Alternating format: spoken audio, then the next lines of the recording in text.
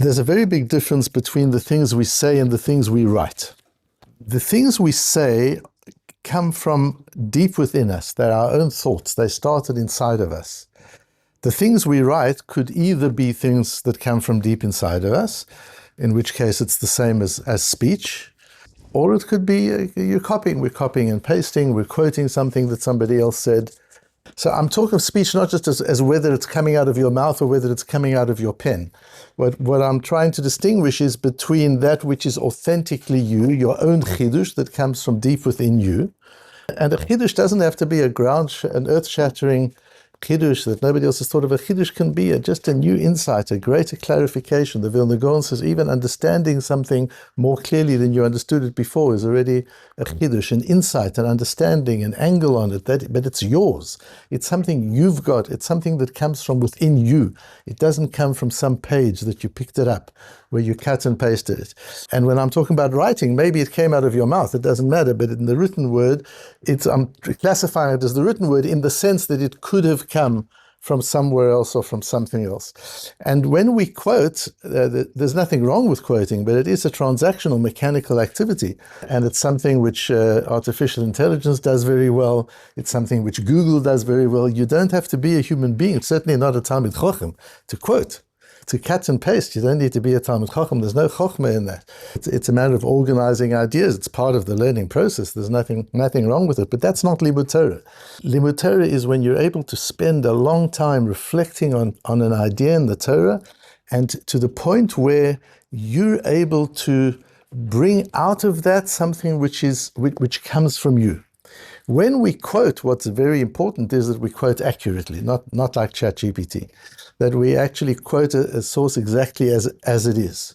When we talk, when something comes from within us, what's important is that it's authentic, that it really comes from in us, it is ours, and that it's emes, that it's got to be true. So there's accuracy and there's truth, two different things. When you're copying, copy accurately. When you're being mechadish, be mechadish truthful. Both are enormously important. The idea of being mechadish truthfully, my brother, Rabbi Foyle, pointed out to me, and I'm so grateful to him, an error on Daf Chof in the way I understood a Rashi and the Sivas HaKodesh, which I will make notes of in the notes on that Daf. And very, very grateful to him for pointing that out. It's really important that when we're mechadish, it's emes, it's got to be true, otherwise don't make the chidush altogether. And when we're quoting, it's got to be accurate. I remember once the Reb Meir Soloveitchik was telling me a story about his father. And he called his son in. While he was telling the story, he called his son in, who is today his successor, the Rosh Yeshiva of Brisk. And he said, I want you to listen to the story. So he told me the story with his son listening in. And then he said to his son, can you repeat the story? So the son repeated the story as far as I could tell, word for word. And Rabbi said, no, that's not what I said. Listen again. And he told the whole story again. And he said to the son, now can you repeat it? And the son repeated it. I was sure word for word. And Rabbi shook his head and he said, no, that's still not what I said. And he said the story again. And he said, repeat it now. And then the son repeated and he said, yes, that's right. And then Reb Meir turned to me and said, it's really important when you tell a story, something you've heard from somebody else, it's got to be accurate. It's got to be exactly as you heard it. Otherwise you don't repeat it. And those are very important lessons and things that we have to understand. And understanding this difference between dibur, which a dibur, something that is a ruach memalalo, it comes from within you. It's that which distinguishes the human being from, I used to say from the animal, but now I'll say from the machine. What distinguishes the human being from the machine is ruach memalalo. We can express a thought that we have created, not just repeat a thought that somebody else has created. We can express a thought that we have created. And that's the ruach memalalo. When understanding the difference between that and between cutting and pasting and copying is important in understanding this piece of Gemara. Where the Gemara says, it's a famous piece of Gemara on Daf Lamed, spoken word and the written word, מכאן ואילך HaKadosh Baruch Hu אומר ומשה כותב. The Gemara brings a brisa that at the end, the last 8 psukim of the Torah, you don't break up. One person has to read all of those 8 psukim, because that was written in a different way from the rest of the Torah. Says the Brisa, Vayamut Sham Moshe Eved Hashem. Those last 8 psukim, those last 8 verses of the Torah describe Moshe's death. If Sham Moshe Chai v'katav Vayamut Sham Moshe, is it possible that Moshe is living and writes, and Moshe died? That would be a lie. How could he write such a thing? Ad kan kotef Moshe, מכאן ואילך kotef Yeshua bin Nun. Clearly, Moshe didn't write the last 8 psukim. The last 8 psukim were written by his Talmud, by Yeshua. That's what Rabbi Yehuda says. But Omar lo Rabbi Shimon, efshe sefer Torah chaser o sachas v'ktiv lakoach et sefer HaTorah zeh v'samtem oto. Moshe tells the Leviim, take the sefer Torah and put it in the Aron with the luchos, and he calls it a sefer Torah. Asks Rabbi Shimon, how can you call it a sefer Torah if it's missing 8 psukim? We know from the Gemaras we've just been learning in Menachos that a sefer Torah that's missing even one word, one letter, is not a sefer Torah. It's all written by Moshe. If it wasn't all written by Moshe, the Torah would not have been complete. And the way we've got it, the correct version, as the Mesilas Hashas says and the Shita Mekubetza says, Rashi learns, is HaKadosh Baruch Hu Omer, Hashem dictated, the whole Torah Hashem dictated, Moshe Omer v'Kosev, and Moshe repeated the words that Hashem dictated and then wrote them down. מכאן ואילך, but these last 8 psukim, HaKadosh Baruch Hu Omer, Moshe Kosev b'dema. HaKadosh Baruch Hu dictated, and Moshe wrote with tears. And the questions, did he use tears instead of ink, or were tears running down his face? But he was crying as he wrote them, but he didn't say it. Hashem dictated, Moshe wrote. As we've got, in fact, a posuk in Yirmiyahu, Vayomer lohem Baruch mipiv yikorei elai et kol hadvarim ha'ele, v'ani kosev ala sefer b'dio. Hashem tells Yirmiyahu to write Sefer Yirmiyah, and then read it to the nation, read it to the people. They need to hear it. It's their Sefer Musa, it's their Mesilas Yeshorim, it's their Choves Halvavos. Read Sefer Yirmiyahu. And he calls in Baruch, his scribe, and dictates the Sefer. And they ask Baruch later on, how did you write? What was the process? And he says, Yirmiyahu dictated and I wrote. And from there we see that was the way it was done. The Nevi'im would dictate and the Talmud would write, and so Hashem dictated and Moshe wrote. Says that Rashi, why did Moshe repeat it? Hashem dictates, Moshe then repeats it and writes, Kedei shelo yit'eh bichtav v'chosev, so that he is not making a mistake, he's checking with Hashem. Hashem dictates, Moshe repeats and says, did I hear you correctly? Hashem says yes, Moshe writes, to make sure that the writing is accurate. And we learn from this, says Tosfos, that a sefer today, when one's writing Sifrei Torah, mezuzos, or tefillin, the right thing is for the sefer to say it out loud before he writes, to actually say the words and write what he's saying. That's the way that we have Rashi. The Maharshal learns it a little differently, which is interesting and important for us, because what is the Gemara saying? When we start off, we say, how could you call it a Sefer Torah and it's not complete? Can't be a Sefer Torah. Says the Gemara that Moshe, originally Hashem would dictate, Moshe would repeat and then write, and thereafter Moshe wrote it without repeating. But the fact is, he's still writing down Vayamos Moshe. He's still writing down, and Moshe died. He's not saying it, but he's writing it. It's still sheker. It's still not true. Moshe is alive and well. Explains the Maharshal in Bava Basra. We have the same sugi repeated in Bava Basra on Daf Tesvav. So he explains the whole question is about lying, chas v'sholom. Is there a lie in the Torah, chas v'sholom? It's not considered a lie. Says the Maharshal, the whole Sefer Torah, Moshe re-uttered, he articulated verbally, and then wrote it down. And then he made a difference. These last 8 psukim he did in a different way, and his difference demonstrates that this is different in his, but he's not a lie. Moshe did not say anything. And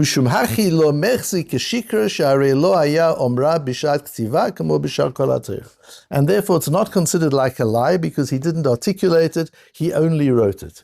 Seems to be implying, the Maharshal seems to say, if you write in a letter a bunch of lies, that's not called midvar sheker tirchak. And that firstly doesn't make sense, and secondly it's against various Rishonim and Psochim. We have Tosfos in Borobas on Daf Tzadid Daled, where Tosfos is going into a piece of Gemara that talks about a shtar which is written at the wrong date. You write ahead of time, you have the shtar ready. So you write, I, Ruvain, have lent Shimon $100, but you haven't yet. There's no loan, there's no edim, it's going to happen next week. You just want the shtar ready, or you lend lots of people, so you print a pile of shtaros with the names inside, everything ready, just waiting for signature. So they're not signed yet, they're not effective shtarot, but the wording is not true, is not a lie. And Tosfos says on that, Mishat ktiva hu de'ova le'al midvar sheker tirchak.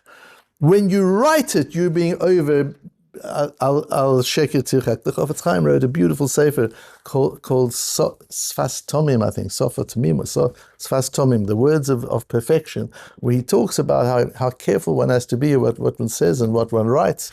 And here Tosfos is quite clear. And so it's logical. You don't really need a Tosfos to tell you that if you're not allowed to say something which is dishonest, why would you be allowed to write something which is dishonest? So what is the Marshal? What is the Gemara gaining according to the Marshal that Moshe didn't articulate it? That's not what the Torah was asking. Did Moshe articulate something that was a lie? The Gemara was asking, did Moshe write something which wasn't true? Vayonos Sham Moshe. Moshe's alive and he writes, and Moshe died there. That's not a true fact. How can you write that? And I was thinking to myself that here we have this differentiation between, it's not, if you're writing something that comes from you and it's a lie, then it's a lie. No difference to articulating it verbally. If I say it's nighttime and it's really daytime, that's a lie. If I write it's now daytime, it's now nighttime, and it isn't, it's daytime, that's a lie. But what if I'm taking dictation? What happens if I'm copying something that somebody else said? I'm just quoting in quotation marks. That's not a lie. I'm quoting accurately. I'm quoting the lie that he told, but it's not my lie. It's not a dvar sheker tirchak for me. And so I was wondering, when Moshe articulates, if we learn, not exactly as Rashi says, in case he makes a mistake, that there's another element of why Moshe articulates. Moshe articulates because he wants the Torah to be his as well. Yes, he's taking dictation from Hashem, and it's accurately transcribed, but he says it because he's learning the Torah, and the Torah is his. He's making it his own. He's not simply copying and pasting what he's dictating. He's not just a scribe. He's two things simultaneously. He's a Talmid Chacham and a scribe. He's learning the Torah and he's writing the Torah. What Torah is he writing? The Torah he learned and the Torah he was given, which happens to be identical. That's the only time that the Torah that was learned and the Torah was given is so identical. That's why that's the greatness of Moshe. And we see this greatness of Moshe, the purity, the accuracy, the authenticity, that what he learned is what he was given. It was absolutely the same. But still, what he was writing was also came from within him. It wasn't just copying and pasting. It came from within him. So that, if it comes from within him, that has to be emes. He can't write sheker. But the last 8 psukim, Moshe did not learn. The last 8 psukim, Moshe was only a scribe. I'm just writing down what you tell me. I'm not saying I'm dead. I'm just saying you're telling me that I died. I'm writing down what you tell me. I'm just a secretary. I'm not a Talmid Chacham. I'm not learning this. I'm just copying it. That's how I wanted to learn it. And then I was very excited to see in the Brisker Rov almost that same idea. And he bases it on his father, Reb Chaim. Moshe was a Novi on what he was writing. It was like Nevuah. אבל 8 פסוקים היה הקדוש ברוך הוא אומר, ומשה כותב, דהיינו שהיה כותב מפי הקדוש ברוך הוא, ולא היה משה הנובי על זה. The last 8 psukim, Moshe was not in a capacity of Novi. Novi comes from the word lenave, to pronounce, to articulate. Niv sfatayim, to articulate words. So those last 8 psukim, he was not a Novi, meaning I'm articulating what's in my heart. I'm articulating what I understand, what I've learned from the Ribbono Shel Olam. I'm not articulating anything. I'm simply transcribing. Al ze ela haya kotv ma shetzivah lo HaKadosh Baruch Hu lichtov. He was simply writing down what Hashem told him to write. And he says that the Reb Chaim, his father, explained the difference between Nevi'im and Ksuvim. The Tanakh is divided into Torah, the Chumash, the 5 books of Moses, and then we've got the prophets, Nevi'im, and then we've got the Ksuvim, the written pieces. And he says, the Lichora Kedushatan Shaveh, it would seem they're both equally Kodesh. Why is one called Nevi'im and one is called Ksuvim? And Reb Chaim explains, the Nevi'im hainu dene'emar lenavi hanvuah sheyomra ba'al peh, va'achar kach haya hanavi kotv nevuato shene'emra lo ba'al peh. The process of Novi is God gave the Novi prophecy, which he articulated, which means he had to make it his own. It was coming from his own heart. It was coming from his own insight. And that's why the Nevi'im talk with such passion. It's theirs. They're feeling it. They're seeing it. They're hearing it. They're not just copying what they were given. Ksuvim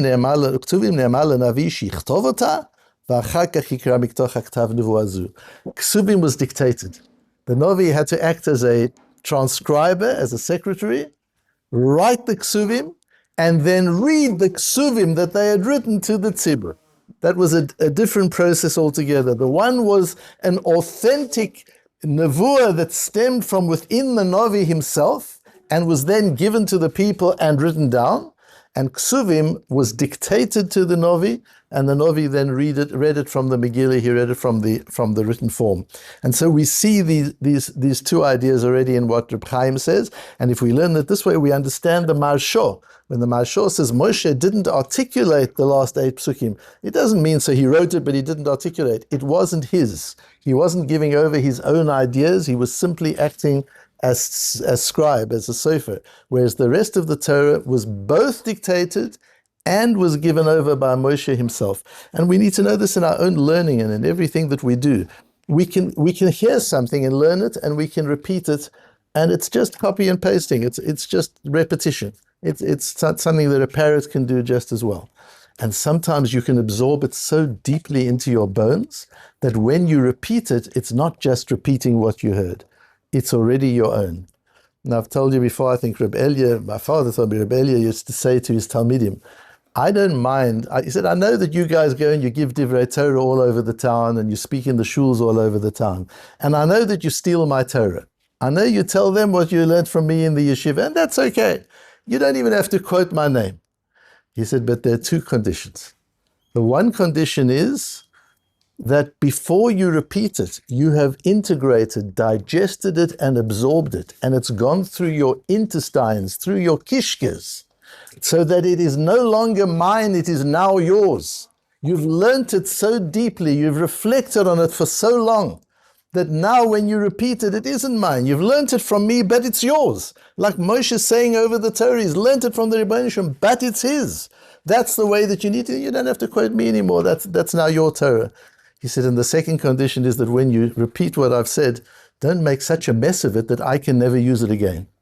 Those were the 2 conditions that he gave his Talmudim. But the first condition is the important one. When we learn something, spend the time to make it your own. So it doesn't stay in your head as a quote. Stay in your head as something that somebody said. This one said this, and this one said that, and this one said that. What does all that mean? What do you say?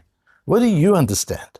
What's your insight? When you've learned through the sugya, how do you understand it? When you've read a book, even a book outside of Torah, what has it done for you? What is your view on that? How do you take it? How have you integrated it? That importance of digestion and integration of knowledge of information to make it wisdom is one of the conditions of Torah.